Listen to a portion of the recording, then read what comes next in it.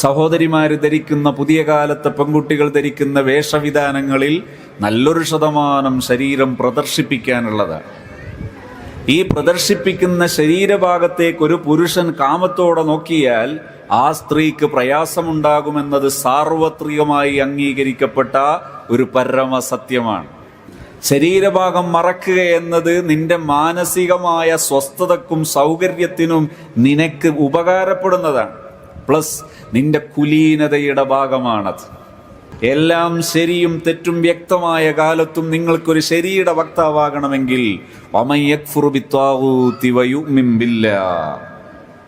നിങ്ങൾ ഈ ഇത്തരം താവൂത്തുകളുടെ പിന്നാലെ, ഒരു സ്പോർട്സ് എന്നത് സ്പോർട്സ് വിട്ടിട്ട് അത് നമ്മെ കാർന്നു തിന്നുന്നൊരു ജ്വരമായാൽ അതൊരു താവൂത്ത് തന്നെയാണ്. ഒരു സ്പോർട്സ് എന്തിനാണ്? ഒരു ഫുട്ബോൾ കളിക്കുന്നത്, ഫുട്ബോൾ കൊണ്ടൊരു മനുഷ്യന് കിട്ടേണ്ട നേട്ടം എന്താ?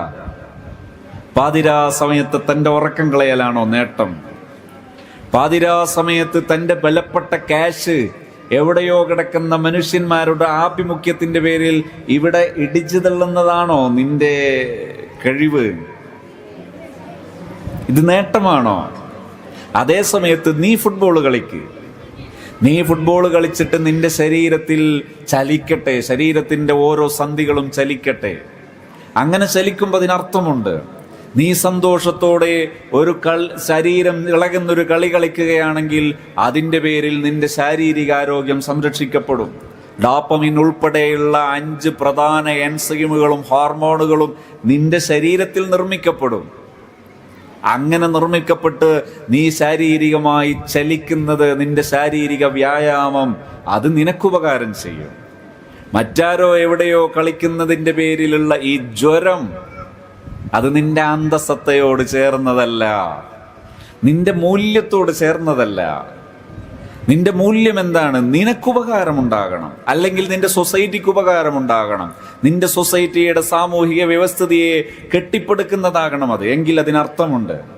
അല്ലെങ്കിൽ നിന്റെ സമൂഹത്തിലെ ഒരു സാമ്പത്തിക വ്യവസ്ഥിതിയെ കെട്ടിപ്പടുക്കുന്നതാകണം, അതിനർത്ഥമുണ്ട്. അതുമല്ലെങ്കിൽ നിന്റെ സമൂഹത്തിലെ ആരോഗ്യ വ്യവസ്ഥിതിക്ക് ശക്തി പകരുന്നതാണെങ്കിൽ അതിനർത്ഥമുണ്ട്. ഇതൊന്നുമില്ലാതെ ഇങ്ങനെ കൂപ്പുകുത്തി ജീവിക്കുന്നത് അന്തം കെട്ട പരിപാടിയല്ലേ? അതുകൊണ്ട് തന്നെ ഈ ത്വാഗൂത്തിന്റെ പിന്നാലെ പോകരുത്. നമ്മുടെ പുതിയ കാലത്തെ സഹോദരിമാർ, അവർ മനസ്സിലാക്കണം, ഒരു പുരുഷനെ അപേക്ഷിച്ച് സ്ത്രീക്ക് അവളുടേതായ ഒരു നൈസർഗികമായ ഒരു താല്പര്യമുണ്ട്. നിങ്ങൾ നോക്കൂ, ഒരു പുരുഷൻ ഒരു പറമ്പിലിറങ്ങി കൃഷി ചെയ്യുകയാണ്, ശാരീരികമായി വല്ല വേലയും ചെയ്യുകയാണ്. ആ വേല ചെയ്യുന്ന സമയത്ത് അവൻ അരമുട്ട് മറയുന്ന ഒരു പാൻറ്റോ അല്ലെങ്കിൽ അങ്ങനെ ഒരു വസ്ത്രമോ ധരിച്ചിരിക്കുന്നു. അവൻ്റെ ശരീരത്തിലെ മാറും കൈയും കാലുമൊക്കെ മറ്റു ഭാഗങ്ങൾ പ്രദർശിപ്പിക്കപ്പെട്ടിരിക്കുന്നു. അവൻ്റെ ജോലി സൗകര്യത്തിന് വേണ്ടി അവൻ അങ്ങനെ വസ്ത്രം ധരിച്ച് ജോലി ചെയ്യുകയാണ്.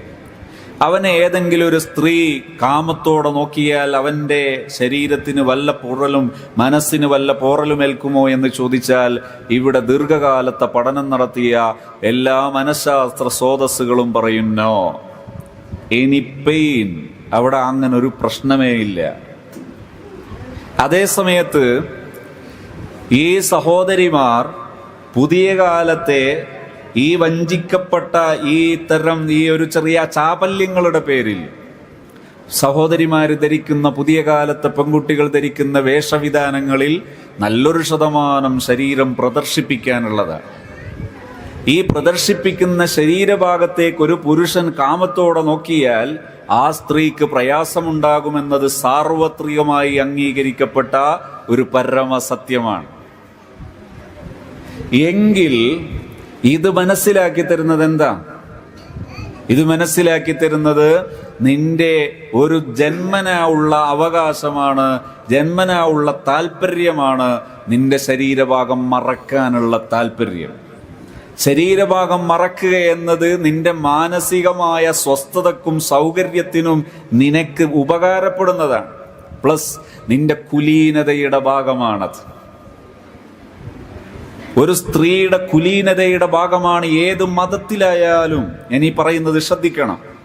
മനുഷ്യരുൾക്കൊള്ളുന്ന ഏത് മതത്തിലായാലും ഏത് വ്യവസ്ഥിതിയിലാണെങ്കിലും ഒരു സ്ത്രീയുടെ കുലീനതയുടെ ഭാഗമാണ് ശരീരം മറക്കുക എന്ന് പറയുന്നത്.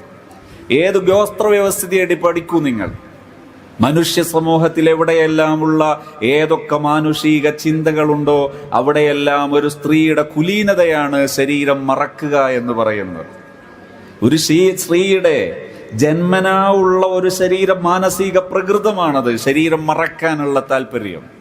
ഈ ശരീരം മറക്കാനുള്ള താല്പര്യത്തിന് മുന്നിൽ നിന്ന് നമ്മുടെ പ്രിയപ്പെട്ട സഹോദരിമാരെ വഞ്ചിച്ചതാര് എന്ന് തിരിച്ചറിയണമെങ്കിൽ നിങ്ങൾ ഷഹാദത്ത് കലിമയിലേക്ക് മടങ്ങണം.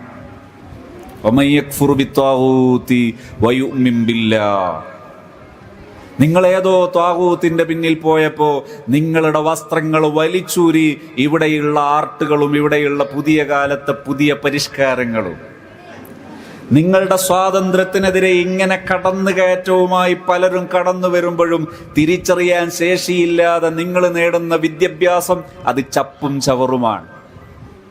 പേരിന് കൂടെ നിങ്ങൾ എഴുതി വെക്കുന്ന അക്ഷരങ്ങൾ ഡിഗ്രിയുടെ പേരിലും PGയുടെ പേരിലും എത്ര തന്നെ ഉണ്ടെങ്കിലും നിങ്ങളുടെ സ്വന്തം മാനം മറക്കാനുള്ള നിങ്ങളുടെ ശേഷിയും നിങ്ങളുടെ സ്വാർത്ഥതയും നിങ്ങളുടെ സ്വന്തം ആവശ്യവും അത് തിരിച്ചറിയാൻ കഴിയാതെ പോകുന്ന കാലത്തോളം നിങ്ങളുടെ വിദ്യകൾ നിങ്ങൾക്ക് അലങ്കാരമല്ല, അതൊരു അപജയമാണ്. നിങ്ങളെ കൊഞ്ഞനം കുത്തുന്നതാണ് നിങ്ങളുടെ വിദ്യാഭ്യാസം. സ്വന്തം അന്തസ്സ് തിരിച്ചറിയാൻ കഴിയാതെ പോകുന്ന കാലത്തോളം ഇതൊരു അപജയമാണ്. ഞാനിത് വെറുതെ പറയുകയല്ല, നിങ്ങൾ പഠിക്കണം ഞാൻ ഈ പറയുന്നത്. ഇപ്പം അത് സവിസ്തരം വിശദീകരിക്കാനുള്ള ഒരു സമയമല്ലാത്തത് കൊണ്ട്, വളരെ കുറഞ്ഞ ഭാഗമായതുകൊണ്ട് ഞാൻ അത്രയും പറഞ്ഞ് അവസാനിപ്പിക്കും. പഠിക്കാൻ ഇന്ന് സൗകര്യം ധാരാളമല്ലേ? മുമ്പൊക്കെ ഒരുപാട് പഠിക്കാൻ പുസ്തകങ്ങൾ ധാരാളം വായിക്കണമായിരുന്നു. ഇന്ന് നിങ്ങൾക്ക് ഇച്ചിരി ക്യാഷ് പെയ്ഡ് ആയാൽ വേണമെങ്കിൽ ഈ AI റിസോഴ്സുകളിൽ നിന്ന് പുസ്തക സഹിതം നിങ്ങൾക്ക് ഓരോ എവിഡൻസ് സഹിതവും പഠിക്കാനുള്ള സാഹചര്യമുണ്ട്. ഈ സാഹചര്യത്തിലാണ് ഞാൻ സംസാരിക്കുന്നത്. എൻ്റെ പ്രിയപ്പെട്ട സഹോദരിമാരെ, നാം മുസ്ലിം ആകണം, എന്നാലേ അന്തസ്സോടെ ജീവിക്കാൻ പറ്റൂ. അതിനെന്തു വേണം? നിങ്ങളെ വഞ്ചിക്കുന്ന ഇത്തരം ചാപല്യങ്ങളുടെ ഈ കുത്തൊഴുക്കുകളിൽ നിന്ന് നിങ്ങൾ മാറി നിൽക്കണം.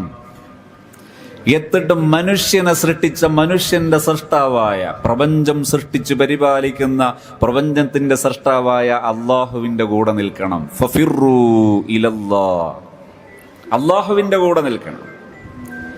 എന്നാൽ അള്ളാഹുവിൽ വിശ്വസിക്കണമെങ്കിൽ എന്തു വേണം? ആമിനു കമാ ആമനന്നാസ്. സ്വഹാബത്തിന്റെ സ്റ്റൈൽ ഫോളോ ചെയ്യണം. സ്വഹാബത്തിന്റെ സ്റ്റൈൽ ഫോളോ ചെയ്യണം. എന്താണ് സ്വഹാബത്തിന്റെ സ്റ്റൈൽ? എന്താ സ്വഹാബത്തിന്റെ രീതിശാസ്ത്രം? എന്താ? നിങ്ങൾ പഠിച്ചു നോക്കൂ. സ്വഹാബത്തിന്റെ ശൈലി എന്ന് പറയുന്നത് ഡെഡിക്കേറ്റഡ് പ്രസൻസ്, സമർപ്പിത സാന്നിധ്യം. സമർപ്പിത സാന്നിധ്യം, അതാണ് സ്വഹാബത്തിന്റെ സ്റ്റൈൽ. ബഹുമാനപ്പെട്ട ഉർവത്ത് ബിൻ സുബൈർ റളിയല്ലാഹു അൻഹു മുശ്രിക്കീങ്ങളുടെ കൂട്ടത്തിൽ ഒരാളായിരുന്നപ്പോൾ മുഅ്മിനീങ്ങളെ പറ്റി പറഞ്ഞൊരു വാചകം ഹദീസുകളിൽ കാണാം. അതായത് മുശ്രിക്കീങ്ങളിലെ ഇടനിലക്കാരനായി സംസാരിക്കാൻ വേണ്ടി വന്ന ആളായിരുന്നു, മുശ്രിക്കീങ്ങളുടെ പക്ഷത്ത് നിന്ന് സംസാരിക്കാൻ വന്ന ആളായിരുന്നു അന്ന് ഉർവ. ആ ഉർവത്ത് ബിൻ സുബൈർ റളിയല്ലാഹു അൻഹു അന്ന് മുശ്രിക്കീങ്ങളുടെ കൂട്ടത്തിൽ ഇരിക്കുമ്പോൾ പറഞ്ഞ വാചകമുണ്ട്, വലഖദ് വഫത്തു അലൽ മുലൂക്ക്. ഞാൻ പലപ്പോഴും മക്കയെ പ്രതിനിധീകരിച്ച് പല രാജാക്കന്മാരെയും അഡ്രസ് ചെയ്തിട്ടുണ്ട്. അവരുടെ പ്രധാന സംഘത്തിൽ ഞാൻ ഉണ്ടായിട്ടുണ്ട്. അംബാസിഡർ റോൾ നിർവഹിച്ചിട്ടുണ്ട് പലപ്പോഴും പല രാജാക്കന്മാരുടെ മുമ്പിലും.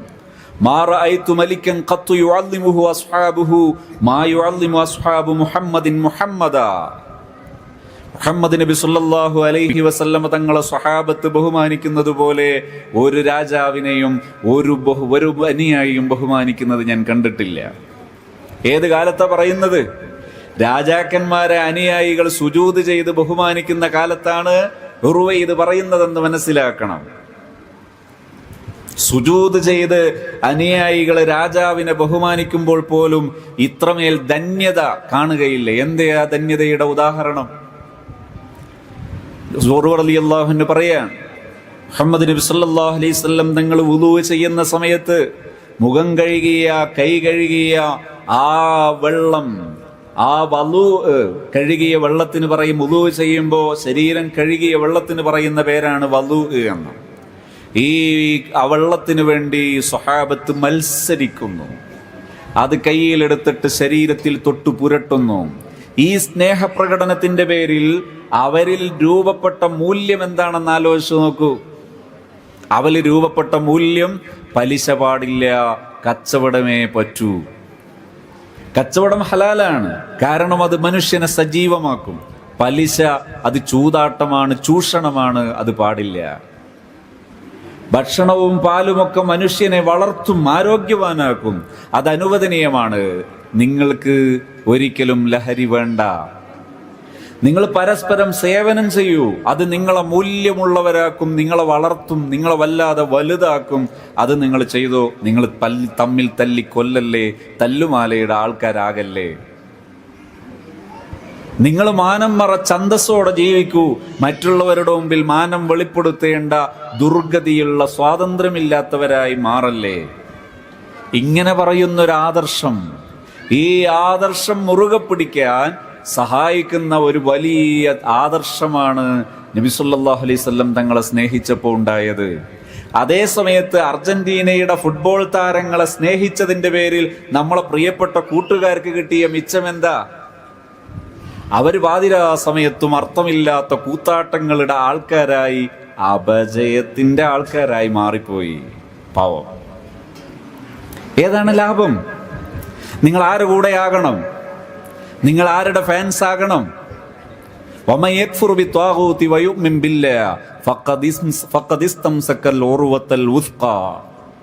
നിങ്ങളെ കയ്യിൽ ആ സമയമുള്ള പാശം, നിങ്ങൾ ആ സമയത്ത് ഫോളോ ചെയ്തിരിക്കുന്ന നിങ്ങളുടെ സ്റ്റെപ്പ്, ആ സമയത്ത് നിങ്ങൾ ഫോളോ ചെയ്തിരിക്കുന്ന നിങ്ങളുടെ ലീഡർ, ഇറ്റ്സ് ബെറ്റർ, അത് ഏറ്റവും നല്ലതാ.